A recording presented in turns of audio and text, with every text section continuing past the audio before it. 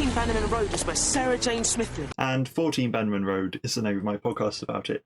This time, The Curse of Clyde Langer, Parts 1 and 2, both written by Phil Ford and directed by Ashley Way, much the same as last time, with Part 1 first broadcast on the 10th of October 2011, and Part 2 first broadcast on the 11th of October 2011.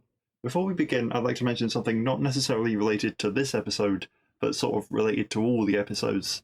As we know, this is the penultimate one of Series 5. There are 3 more episodes that are unmade. They were gone into detail about in a special edition of Doctor Who magazine, and a huge shout out to the Twitter account at SJA Out of Context. Follow them if you'd like to see clips of the Sarah Jane Adventures out of context. Thanks to them, I was able to get my hands on the relevant pages of that magazine. But as an additional bit of information on one of the pages, Russell T Davies goes into the clothing choices around mid-Series 4, where it's decided that they can't keep dressing our gang as kids anymore. Now, I noticed in Lost in Time, I'm not sure if I mentioned it, but I noticed that Clyde gained a sort of snazzy new jacket, overall looking more mature. Luke, of course, got his new scarf, but where Tommy Knight was about 18, and it was essentially the age of the character that he was playing, I found out that Daniel Anthony, who played Clyde, in this series was 24. 24. Angie Mahindra was about 21-ish as well, and as such, Series 5 was going to be their last series before they moved on to Pastures New.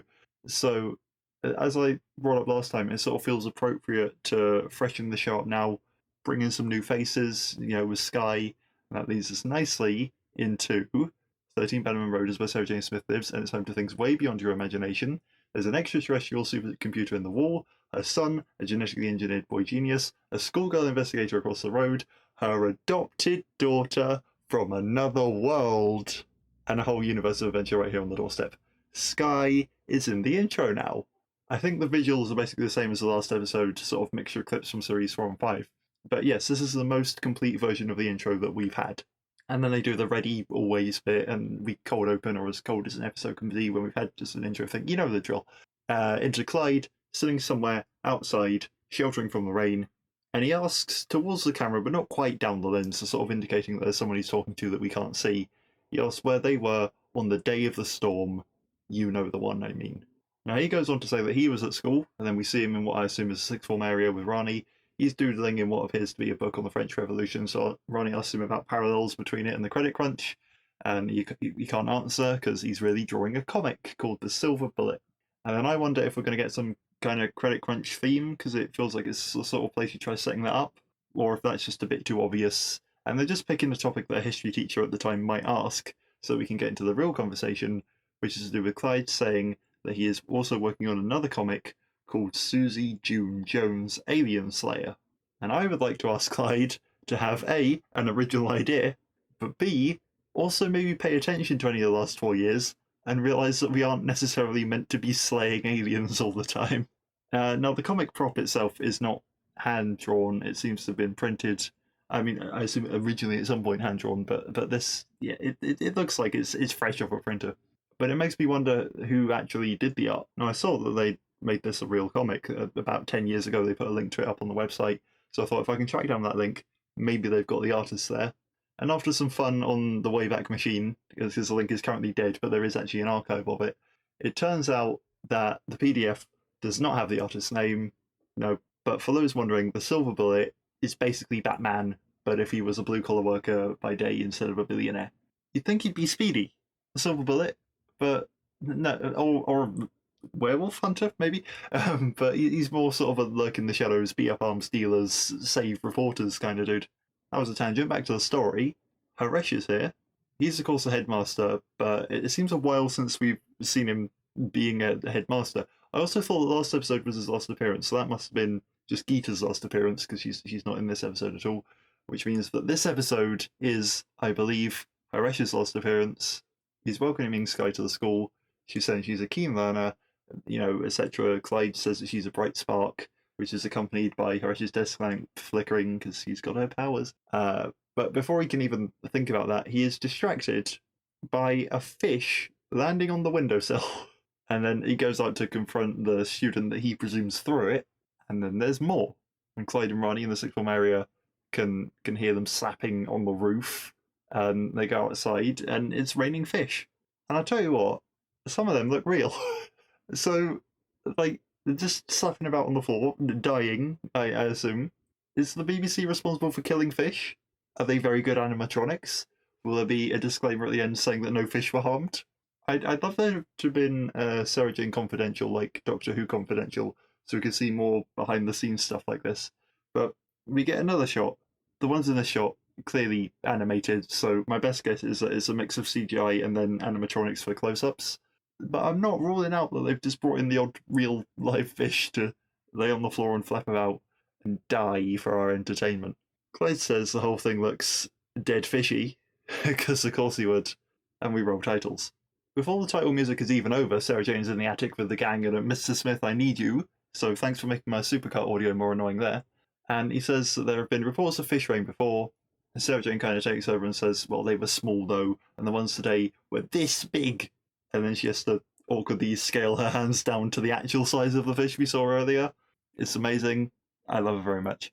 Mr. Smith scans for alien signals. Can't really find any alien signals, but he mentions an exhibition at the Museum of Culture, which is a different museum to the one that had the Mona Lisa in. And they're showing off a totem pole, which was referred to as the totem pole of the Lost Tribe. Now, I am immediately a tad wary, because I don't know how sensitive we're going to be to Native American culture here. I'm not really the one who can make that call anyway. I mean, it's not particularly sensitive to nick a bit of Native American culture and slap it in a museum in England, really. But hey, that does happen an awful lot. So that's sort of the show reflecting the realities of life. But basically, he brings it up because he says that it was found in a cave in the Mojave. And there's a note here from TV Tropes that says that totem poles are a Pacific Northwest thing, and the Mojave is in the Southwest.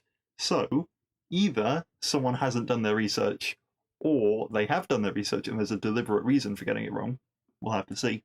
And then the legend goes that when it was first removed from the cave, it rained fish.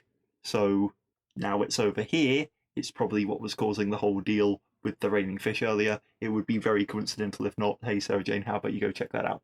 Sky wants to know about museums. What's the whole deal with them? Sarah Jane says they help preserve our history. Gonna point out again, wouldn't call this our history. And Ronnie says that her mum and dad met in a museum, but only because her mum went in because it was raining. And then, outside, a lady asks Clyde if he's got enough change for a sandwich, and he gives her some. And Sky is interested in that interaction, and he says, she's a scrounger, but it's probably not her fault. Not the most progressive way of looking at it, but not the least progressive way of looking at it. Par for the course, circa 2011, I'd say, yeah, this is the kind of stuff they show on TV. That's the kind of way they look at things. Once they enter the museum, we see the totem pole, among other things, and the show keeps up its tradition of just not protecting museum pieces. Like, there's a sign that says don't touch, but there is nothing to stop you from touching it. Now, Ronnie is very rude and calls it ugly. I think that's unnecessary. If you don't have anything nice to say, don't say it. But I get why they're doing that, because then it leads into Sarah Jane sort of giving a bit of context and saying, well, the totem poles were kind of a way of writing stories.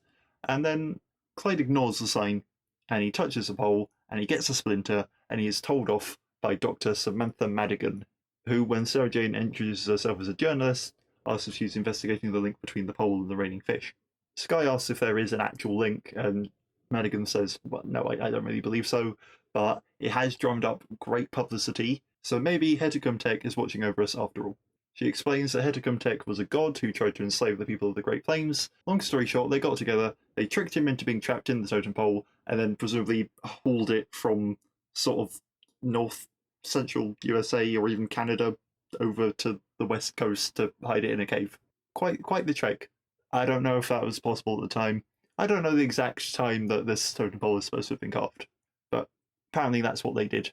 Hey, there's a cave over there. Just get it out of the way, please. We don't want to deal with it anymore. Heticum Tech is a complete fabrication for the show.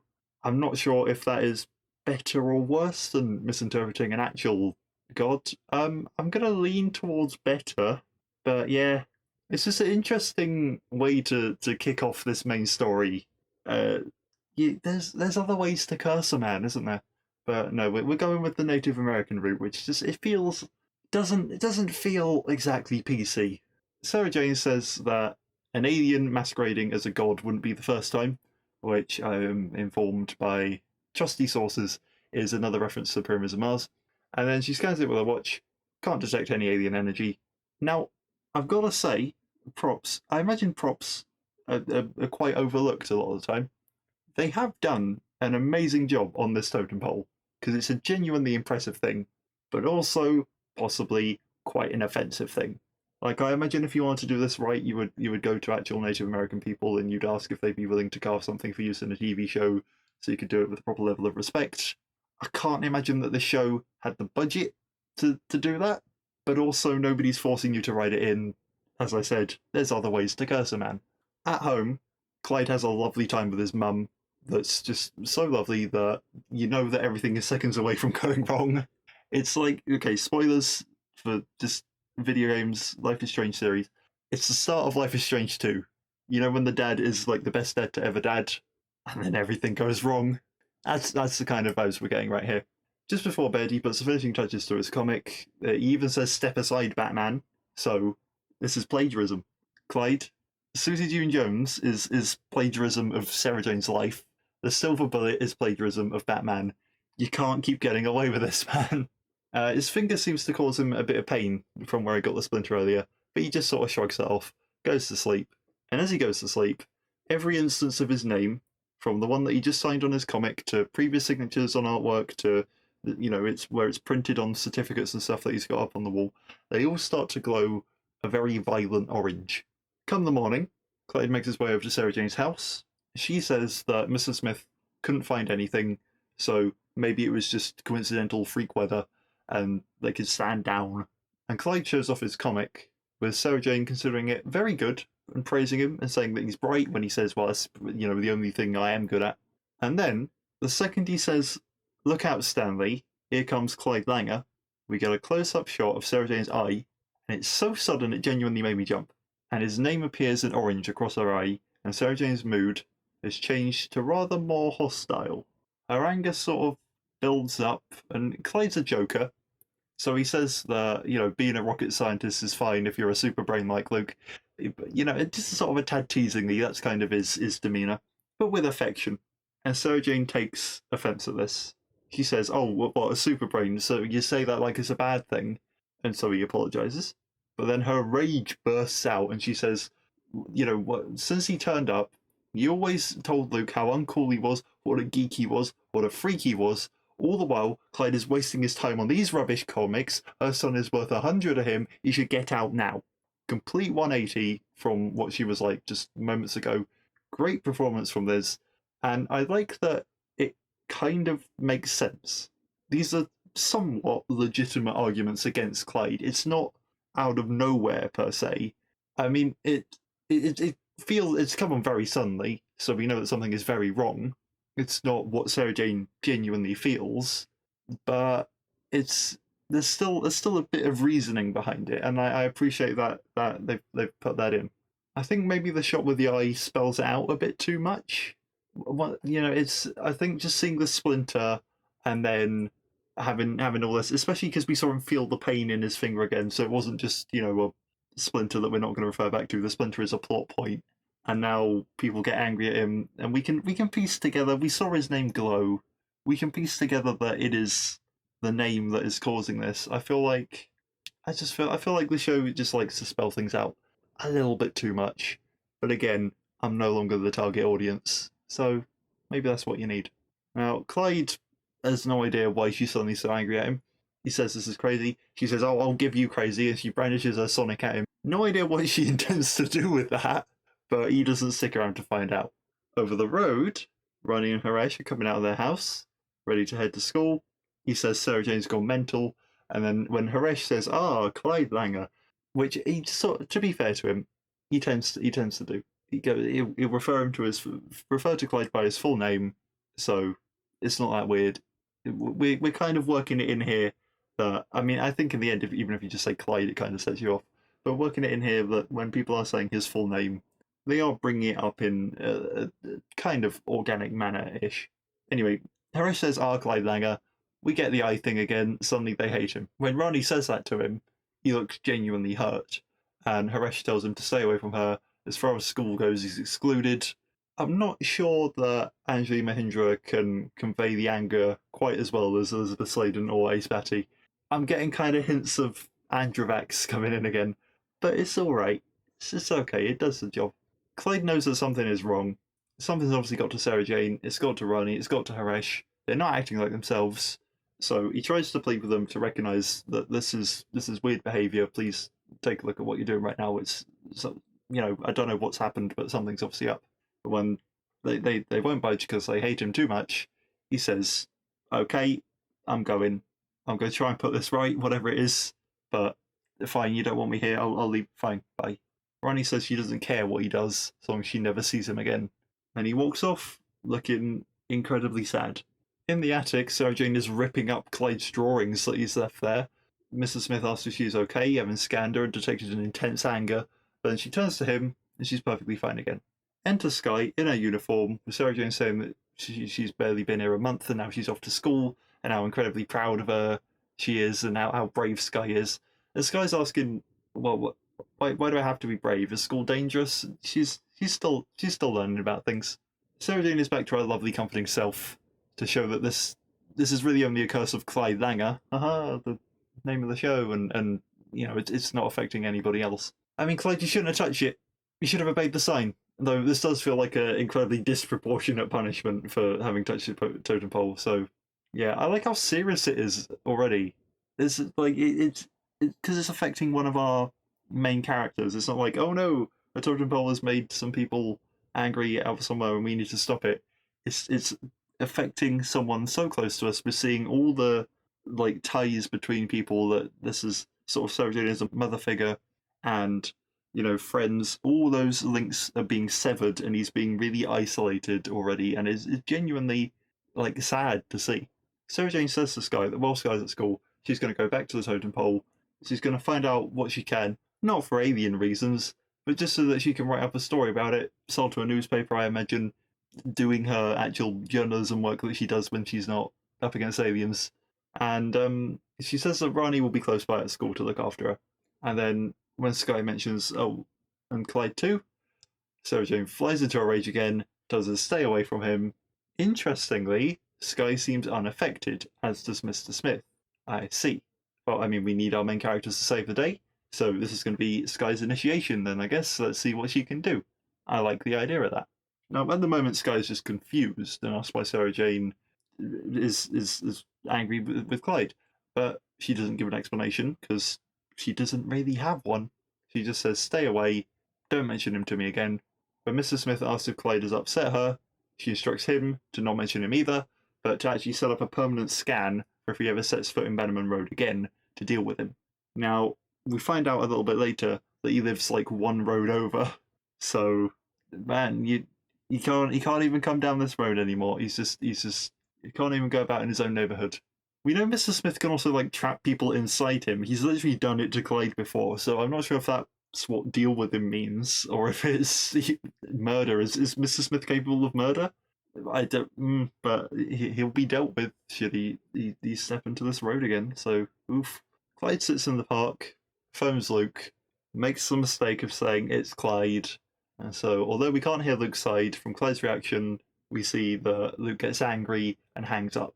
Clyde's got kind of a thick shirt on over his school uniform. It's making me think about the clothing choices again that I mentioned at the start, and how they said they want to make him look more grown up. But this is still quite a school uniform heavy episode. I gotta say, I mean, I was shocked to hear their actual ages. They have youthful faces, and they pull off the roles of being slightly younger than they actually are quite well, and they look fine in their school uniforms. So yeah, I wouldn't have even known. A ball rolls over to Clyde, kicked by Steve, who was a kid that was in Clyde's year at school. I remember seeing him before. I can't remember the exact episode, but Steve has obviously decided not to go to sixth form, and asks if Clyde's given up on it, seeing as he's in the park. And I think it's quite nice to see that other characters grow up alongside them too. I think that's quite good. Steve invites him to join in the football match. Clyde says he can't, but then we sort of asks how Steve's job hunting is going, and Steve says sarcastically that he's got a scout from Chelsea coming down later, offering $250,000 a week. He'll be able to get with one of Girls Aloud all the Saturdays. That dates the episode there somewhat. Must be weird when that happens as well. If you're minding your own business making music and then suddenly you're confirmed to exist within the universe. Must be a little bit weird. But he continues, oh, I tell you what, I'll even put in a good word for you. I'll say, I got this mate, Clyde Langer, and then eyes, hatred. The extras in the background overhear this conversation, so they all start to crowd around Clyde as if they want to beat him up. Clyde realizes now that it happened when they said his name. Now, Steve's sort of justification for his anger is that Clyde is too high and mighty now. He's in sixth form, never hangs out with them, must think he's better than them. And that makes me realise that Rani didn't really have one, nor Haresh. And I feel like they could do. They could be annoyed by his jokes. They could think him immature. This is now just turned into me getting up on Clyde as well. But it seems weird that Steve and Sarah Jane kind of have something within them from which the anger can form, and for Rani, it just wasn't really there. Feels like a bit of an oversight. Clyde tries to explain to Steve that no, this is right. Something happens when you say my name. My name is cursed, so this is just not you. Please stop. Please listen. Steve shoves him over, makes him drop his phone, and stomps on his phone. Another phone broken. That's a meme at this point. Is it just the amount of phones that get broken in this show? I gave up trying to keep up a while ago now. But I mean, maybe I should make a phone supercut. Maybe I should ignore the Mr. Smith I Need You supercut and all the footage I've gathered for that. We're making a phone supercut now. Clyde runs off before Steve can stomp on him as well. And there's about a 30-second chase sequence with a lot of ADR to get him from the crowd, sort of, as they pursue him. Ends in Clyde hiding behind some bins, and they run past with more ADR. Oh, he must have gone somewhere. And I imagine it was filmed from the back of a vehicle, and Clyde sort of chased the vehicle, and then all the others pursued him. Either that, or they found someone who could give Usain Bolt a run for his money, running backwards and operating a camera at the same time. Would be an absolute, just a legendary person. Clyde looks down at his finger, which is bleeding a bit, or at least very inflamed, and then we cut to him having made his way back to the museum. Obviously, I've got a splinter in my finger, and now when people say my name, it makes them angry. Let's go back to that totem pole and see what we can do. Finds Dr. Madigan, asks about Native American curses. She mentions Tippy Canoe. I mean, I don't think that was necessarily a curse that was actually like put on by a Native American person. I think that was kind of more people noticed a pattern and went, "Oh, it must be a curse." So she doesn't even get round to saying if there is any cultural basis for curses or anything, because enter Sarah Jane, who did say that she'd be popping down. So they've set that up and they paid that off. That's nice. She immediately kicks off, tells them to get him out of there. He tries to explain that his name has been cursed and it's turned all his friends against him. And Madigan is like, my God, you really believe you've been cursed, huh? Is she going to be helpful? Is she going to turn against him? Place your bets now. And she's sympathetic. She says, well, he's clearly distressed because Sarah Jane's like, oh, don't bother with him. But he says that all day his friends have been turning against him. He thinks it's tied to his name. And then, of course, Madigan says his name like an idiot. I mean, I'm sure that he must have introduced himself the previous day when he got the splinter. Sure, she could have remembered him because he is the one that she told off.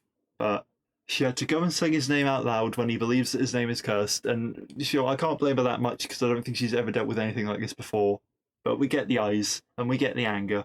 And Clyde realizes that it's not just friends, it's anyone who hears his name. They get angry at him, and he gets promptly thrown out by 3 security guards, literally thrown out onto the ground down the steps. And we see inside, Sarah Jane phones the police and says that Clyde is harassing her. Outside the museum, that lady that Clyde gave the change to yesterday watches on. Clyde heads home and finds his mum sitting at the table, facing away from him. Camera goes over her shoulder, and we see an envelope addressed to Clyde. So you don't even need to hear it. You just need to see his name. Turns out he lives at Renfrew Street. We can build up a whole map now. We've got Bannerman Road, down we've got Old Forest Road, we've got Renfrew Street next street over. She asks where he's been, and her reason, in inverted commas, for being angry at him is that he's always lying to her about where he's been. So it's interesting that she can sense that he's not always truthful about what he's been up to, but I assume she just usually sort of accepts it. But now it's been brought to the forefront, and she says she doesn't want to hear him, she doesn't want to look at him. It's distressing for her too. She says it feels like her soul has been ripped out, but Clyde tells her, well, what have I done then?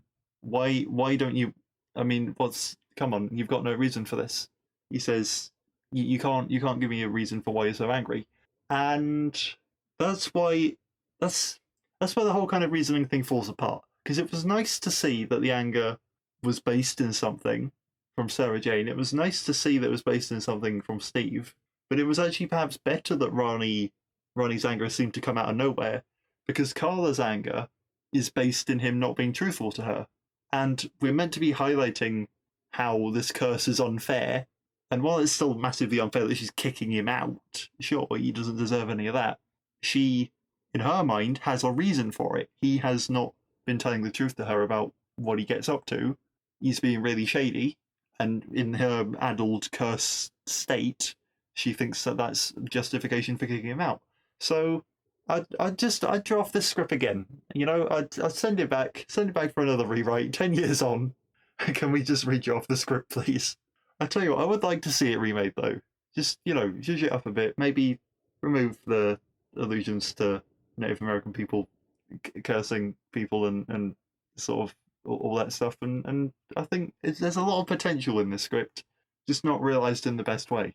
Anyway, ultimately, Carla does kick Clyde out because we hear police sirens outside too.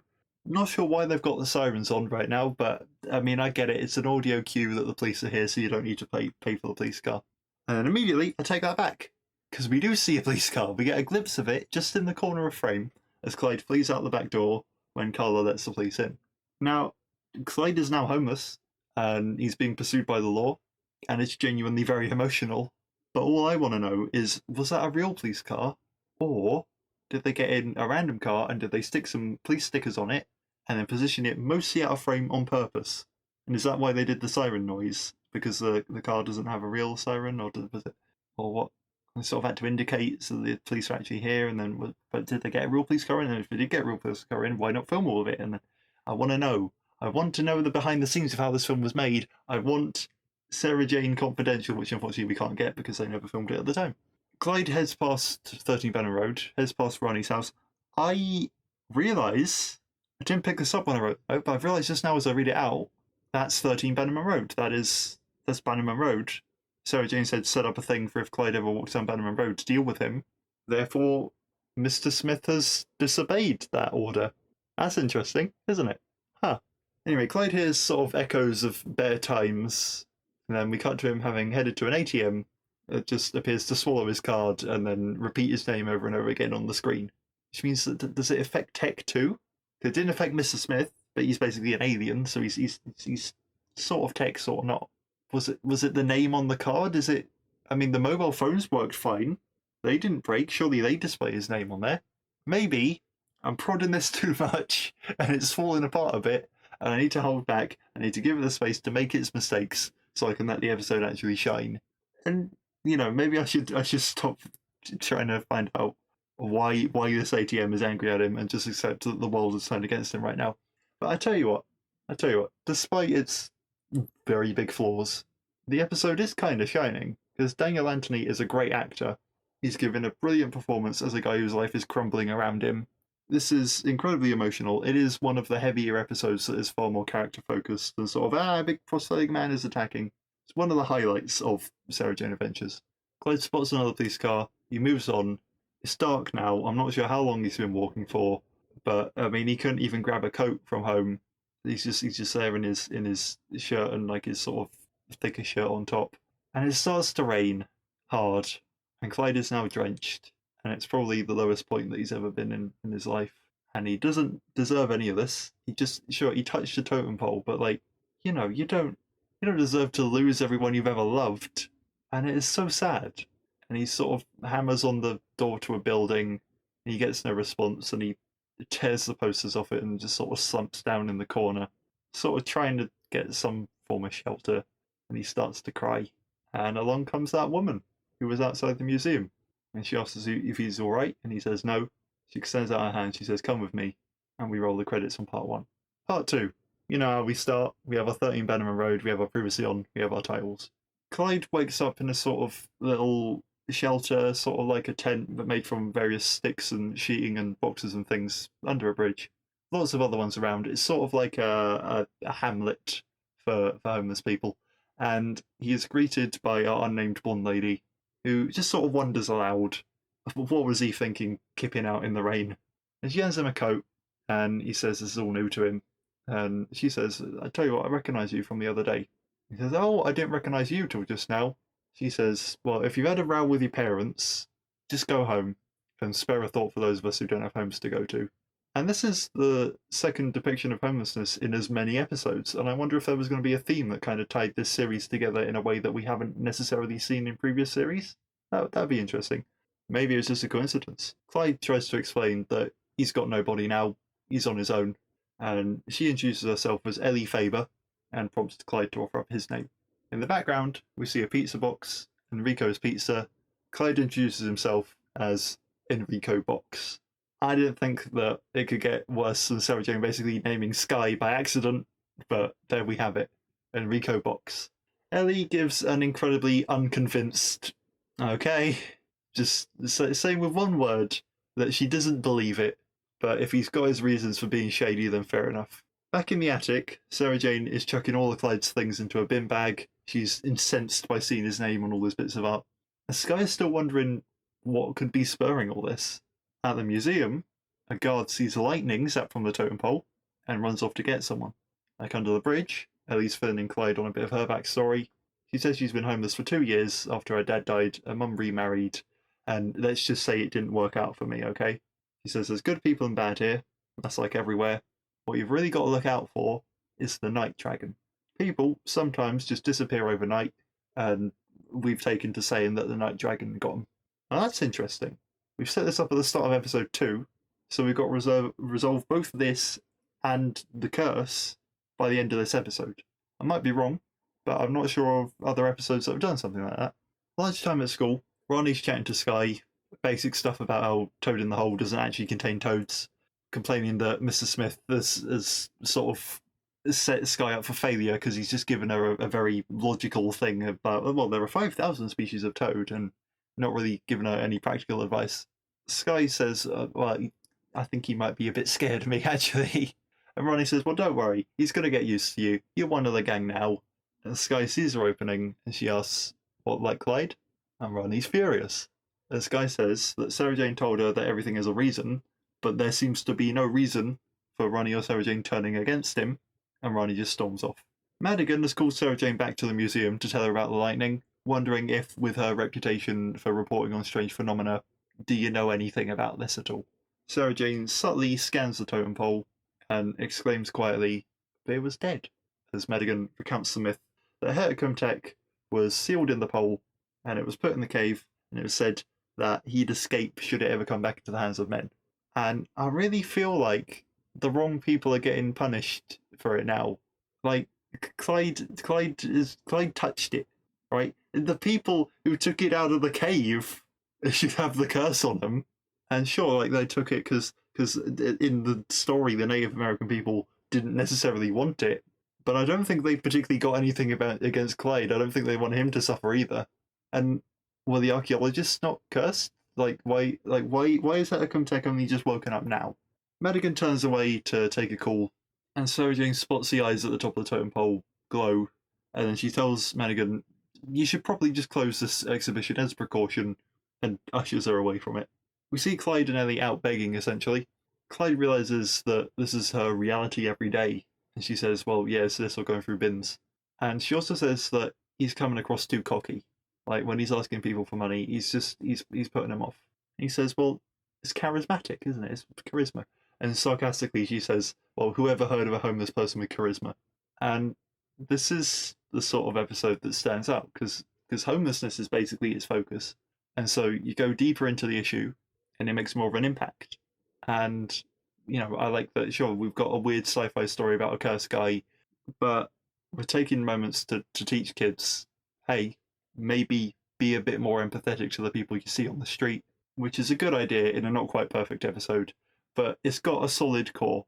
Clyde sort of asks, well, what happens? Do you just sort of stay out here and get worn down and say goodbye to your hopes and dreams? And he says, well, the ones that have made it, the ones that don't give up. So Clyde sort of alludes to his past and is what his life was like, and he says he saw creatures, and tries to come to terms with that's maybe a past life now. It's not going to be like that from now on. And Ellie asks, what creatures? Were you into wildlife? And Clyde says, yeah, it was a wildlife. In the attic, Sarah Jane is on the verge of tears. Mr. Smith asks if she's okay, and she says she saw the totem pole come to life just for a minute, and she can feel that it's something dangerous. And Mr. Smith confirms that it was dormant, but now he can read some energy building around it. I love energy. Sci-fi, isn't it? It's like every episode there's energy. He scans for energy. There's always energy. What is it? It's energy. Sarah Jane's chair has a bit of tape wrapped around it as if it's slightly broken. And I wonder if they found a broken chair and they picked it for that purpose, or if they decided to act as though it's broken to give it a little bit more character. Either way, quite nice. Clyde and Ellie end up at Stevens Point, which is a sort of food bank kind of place, offers some hot meals, it seems like. Ellie points out some people, says one of them was an ex-boxer. One lady came from Poland to get married and then she was dumped. One of them used to work in the city, and now she tells everyone she meets that she used to drive a Porsche, to the point that she earned the name Polly the Porsche. She makes the point that homelessness could happen to anyone, and pretty easily too. And they sit down with Mystic Mags, who is reading the tea leaves, and she's a little bit over the top. And I think that maybe this episode is being a tad hampered by the sort of, keep it light, it's a kids show vibe. And that's weird. I know that's weird, because we've had parents drive off to their deaths, and we've had kids burned alive in a locked room. But it feels a little bit more like the Nazis in Lost in Time, where maybe they can't quite go as dark as it deserves, and maybe it's suffering a tad for it. Maybe just a little bit. But I think they're doing what they can, and it's these sorts of moments that we get that make it more than your silly alien fighting show. It gives it the depth and variety and humanity that makes me like the show and want to come back 10 years on and do a podcast about it. So, for all of Mags's growling, I appreciate her. She says that something's coming, and Clyde asks, what, the Night Dragon? And she says, well, I can always see that coming before someone goes missing, but this is something else, and it's put its mark on you, and it's put its mark on everyone that knows you, and Clyde is thoroughly spooked by just how accurate that is. And so he thanks Ellie for trying to help him. He says, well, ultimately, I don't think anybody can help me. I am cursed. And he leaves. And I wonder, how does Mags know this? What's the explanation? But you have to consider the context of this. Now, the Russell T Davies era of Doctor Who is over, but not that over. It's just been a year. And he's still the showrunner of Sarah Jane Adventures. And I was listening to this thing about the most recent, at time of recording, I think it'll be the one before, by the time this podcast comes out, but the most recent episode of Flux. And they wondered if the visions of the Weeping Angel in the mind was sort of a bit of a callback to the whole humans are a little bit psychic, latent psychic abilities vibe of the Russell T Davies era. Now, it's been a little while since I watched it. I can't really remember many examples of this, except perhaps the Archangel Network. But I don't feel like that was a human thing. That was set up by the satellites, but maybe there's something like that. Apparently, according to this thing I was listening to, a little bit of psychic stuff, hanging about in humanity is the sort of thing that Russell T Davies liked to do. So I'm just taking their word for it. And so maybe we won't get much of an explanation for Mags, because it was sort of meant to be taken as a given that some people are just a little bit weird like that. Maybe. Or maybe that's all nonsense, who knows? But that's sort of what I'm choosing to go with. Ellie catches up to Clyde. He says he can't tell her his name. And she says, well, that doesn't matter. I know Enrico's not your real name, but if you can't tell me because you're cursed, then join the club. Look at us. We're all cursed here. And then he pulls her out of the way of some skateboarders. And I think, well, you could have had some drama. It could have been a car or something, couldn't it? It's just a couple of skateboarders we're going to knock her over. But it's enough to have a bit of romantic tension. And then I start to wonder what it would have been like if Ronnie was Clyde's girlfriend and the curse had made her break up with him. I wonder if that would have hit a bit more. Speaking of the curse, more glowing totem pole eyes, and then an L cart that kind of carries a roaring sound into the next scene of Ronnie and Haresh pulling up at home, having come back from school. Ronnie is barely able to look at her dad because she is crying. And he asks what's wrong, and she says she doesn't know. She just feels like there is something wrong.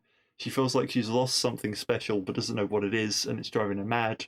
And Haresh doesn't really understand what's brought this on, but he gives her a hug.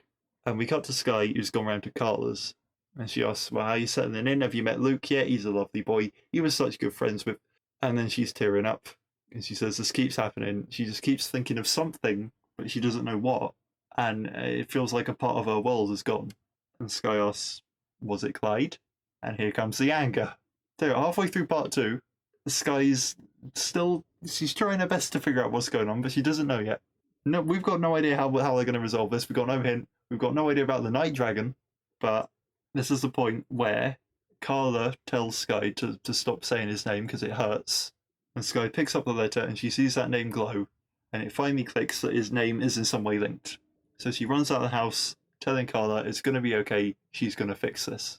We see the face on the totem pole morph into a CGI face that looks a bit ropey.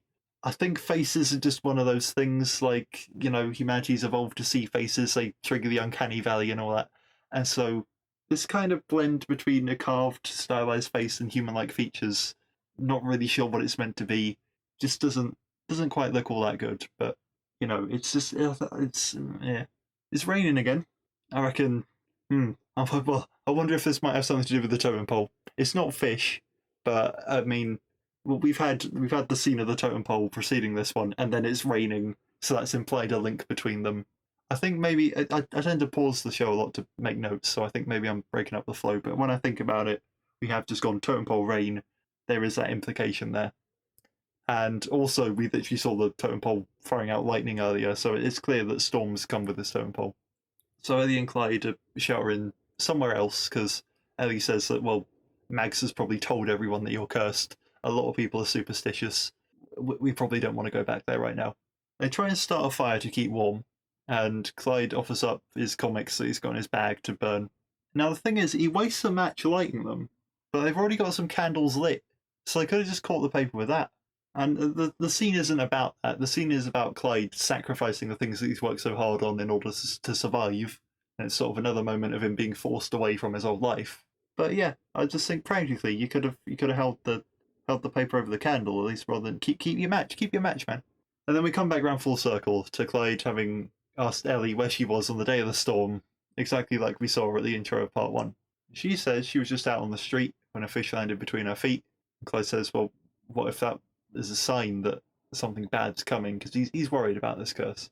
And then he says, well, maybe, but maybe it doesn't matter, because I've had 2 years of telling myself that I was going to go and get into a scheme and get a job and get a flat and meet a nice boy and have a life. And now finally, maybe things are looking up for me, because maybe that's coming true. And it's a strong implication that Clyde is her nice boy. And he puts his arm around her and they kind of huddle there together in front of the fire and they sit out the thunder and lightning. And we see that all the totem pole faces have now transformed. Maybe they'd look a little bit better if they weren't moving. Like, the CG faces look alright on their own, but it's sort of the opening mouths that let them down as they sort of stretch and contort around the face hole. It's all a bit weird. Ronnie and Sarah Jane are saying that they feel the same to each other. They both feel like somebody has died, but they don't know who. And Sarah Jane says, look, this feeling, it must be to do with the totem pole. It was dormant, but now its energy's been getting stronger since we visited it, so it is the prime suspect for what is having this weird effect on us. Sky says, I'll tell you when it started. It started when Clyde touched it. And I bet you'll never guess what happens. They get angry. But Sky goes over to Mr. Smith and activates him with a good old supercut catchphrase and says that this is the only way that they'll listen to her. Sky asks if Clyde getting the splinter could have activated the totem pole. So I guess the activation is not so much if you touch it, but it's if you damage it slightly. I don't know. It's weird requirements, isn't it? And Mrs. Smith says, well, that is conceivable. And Sarah Jane says, no, I mean, this doesn't make sense. And Sky says, well, I tell you what doesn't make sense. It's you all turning your backs on him. Even Carla has done that. She feels the same way as you. And there's the starts of a realization sort of forming in Sarah Jane's face. But Ronnie says, look, it can't be Clyde that's missing from my life, because I hate him. And Sky persists. Why? Why do you hate him, Ronnie? You can remember being best friends with him. You know you hate him now. But what has possibly caused that difference besides alien interference? Sarah Jane says, Sky, look, please just stop talking about Clyde, please. And Mr. Smith chimes in, oh, you're having this reaction to his name that suggests that Sky is correct. You have been subjected to a psychophonic programming, possibly to keep Clyde isolated, though for what purpose we are unsure. Sky says that Hedicom Tech must need him for something, and Sarah Jane says, well, if the totem pole fell into the hands of men, he'd escape. So Clyde getting the splinter is literally the pole in the hand of a man, and that's caused the curse. and they need to break it before he does escape and wreak havoc. Okay, sure. I mean, this is stronger than some of Phil's other endings. The curse can be overcome if you sit down and think about how illogical it is, but you just don't want to because the name is painful. Fair enough. Sky persists, because she's figured it out. The gang can see that she's talking sense, and Sky says that Clyde's name hurts you, so you don't want to say it. But if you can overcome that, maybe that'll actually break the whole curse. On the one hand, we got no idea why that'll break the whole curse. On the other hand, we know that Hedecomteg has made it painful in order to stop people saying it anymore. And I like that our characters have to overcome the physical pain and show their own strength and their dedication to save Clyde. And I'm on board with it.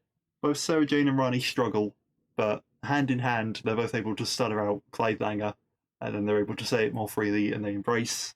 And they hug Sky too. And although this isn't maybe a genius answer, it's just sort of quite lucky that she's an alien and the curse didn't affect her. Still good on her for figuring it out at 13 years old. Or the equivalent of 13 years old. She's about a month old. I don't know, it's a weird show. And they set out to getting Clyde back. Clyde's sitting with Ellie, having drawn her portrait on the back of a paper bag. He says he's got a plan for them, right? He's going to be a street artist, he's going to draw people's portraits for money, and then we're going to build up enough money and we're going to get a place together. And she kisses him, and she tells him, hey, stay there, I'm going to get a coffee for both of us, we can share it, because, this deserves a celebration. And that is precisely when the gang show up, having presumably driven around London hoping they'd see him. They've just got lucky and spotted him there. Ronnie says they've been driving all night, actually. And they all hug, and they fill Clyde in on how it didn't affect Sky, so she fought so hard for him, and how Hedecomteg is somehow using him to escape. And there's really no time. We need you, because you're the one who can put this right. He says, no, hang on a minute, I need to wait for Ellie. And they say, you can't. The fate of the world is at stake. We can't allow Hedecomteg to get free. Still don't know exactly why he's so bad. I mean, he causes a lot of storms and some fish terrain, but I'm sure that nobody wants to find out. So, yeah, it is a bit weird. So at this point, I think back to the very first episode of Doctor Who, where Hartnell compares the sort of incomprehensibility of the TARDIS to quite an offensive metaphor about Native American people and a train, and how somehow it's quite deep rooted into Doctor Who. It's just a bit weird. And I don't think this is necessarily done out of hatred. I'm not sure anybody really knows they're doing it, because the episode itself is promoting tolerance and acceptance and empathy for homeless people. Like, they're trying to get out a good message. It's just because it's so weird that they're like, okay, you've got the homeless and it's juxtaposed with them just being like, oh, well, this Native American curse. Oh, that's because, Native American people, they do the spooky bad magic. I wonder if the episode would be salvageable if you did something like, oh, the person that shot King Harold with the arrow was an alien, and you get a splinter from the arrow shaft. Or if it is too, built around the sort of racism of, Native American people do the scary bad magic. Bit of a tangent I'm going off on, but, it just feels important to point out, doesn't it? As far as I'm aware, they're still very happy to show us on BritBox as well. So it's not considered bad enough that it must be locked away and scrubbed from the archives.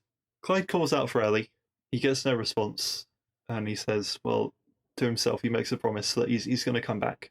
And finally, hesitantly accepts that he has to go with Sarah Jane. Back in the attic, Mr. Smith says that he's hacked the transmat systems of a passing alien vessel. Sarah Jane tells him to do it. The it in question is to bring the totem pole to the attic. And while the faces still look a little funky, the teleportation effect as it kind of fades in but forms from particles, it's quite nice. Everything darkens. We hear more thunder outside, just in case we weren't convinced that this thing is responsible for the weather. And Sarah Jane tells Clyde to do as she told him. A window smashes, a branch bursts in, and a load of driving rain too, and whips up all the wind. I didn't expect those practical effects, and as more windows smash, Clyde gives his big speech that Hedecomteg tried to ruin his life and take everything from him, but he failed because his name is Clyde Langer, and he shouts it a few more times for emphasis, right into that CGI face, and the totem pole kind of moistly dissolves away, and the weather clears right up. And I think, we never really knew what the villain wanted, do we? We never really got that. We have a great big hug with everyone, very happy to see him back, and happy to have solved the crisis, and then we head over to Carla. And she's overjoyed to see Clyde back. And I remember that, hey, aren't the police still meant to be looking for him? I guess they gave up. Maybe they felt irrationally angry when they heard his name too, but now it's cleared up. They no longer have the desire to pursue him. Who knows? But I'll tell you what, blimey, there's a lot of hugs going on here. And then we see Clyde and the gang go back to the old places that he was at with Ellie. She's not under that second bridge they were at. They go to Stevens Point and they ask around, and Clyde shows the portrait as essentially a missing person poster, which is quite clever. And they go back to that first bridge with the one that had the makeshift tents, and they ask everyone, but nobody's seen her. And Clyde says, "Well, we can't stop looking." And Sarah Jane sort of remarks on how they've seen things that it's best nobody knows about, but a lot of people refuse to know about this world of homeless people by choice. And then, with no leads, Clyde asks Sarah Jane, could we use Mr. Smith to find her? And it's at that point that Ronnie spots a poster for a jazz musician, Ellie Faber, because her name was an alias too. And so, with no real leads whatsoever, the chances seem very slim. A truck goes by. Guess what it says on it? Night Dragon Haulage. And a man comes up to them and explains that that's what took her. Occasionally, drivers will come by, they'll give him a lift to Glasgow or Dublin or even France. It's a new chance to start over, which is why it appeals to some people. And Sarah Jane suggests that they head home. And it becomes night time, and we see Clyde in bed at night, and he looks at the portrait he drew, and he smiles sadly. And we roll the credits. I think Ellie is the sort of character who would fit well in a sort of expanded media story. Something audio or a book, maybe, but I don't think anything did actually come of that at the time. I suppose that's one way to write her out, because she can't be Clyde's love interest, because that's Rani. But I mean, was she confused by the Night Dragon, but then the truth, and it appealed to her? Did she like to make up stories? Did she know it was a truck all along, but just like to make up stories that it snatches people away? There's a lot we don't know about her, and I guess we never will. And that's the way it goes sometimes. And I'm not sure if we've had an episode end as ambiguously as that before, but I don't mind it. I tell you what, I was giving up for the Night Dragon to not be resolved, or maybe we could have come to the conclusion that it took her, but we just see a truck go by and it says it on it, and we think, oh, we'll try and put them together ourselves. But overall, yeah, it's an interesting ending. It's quite a powerful ending. It feels quite emotional to it, and it's a break from the convention for Phil Ford in what was his last episode to be written by him. And so next time is the last episode of Series 5, but not the last episode of the podcast. Luke is back, and there's a holographic American. So I'll see you then.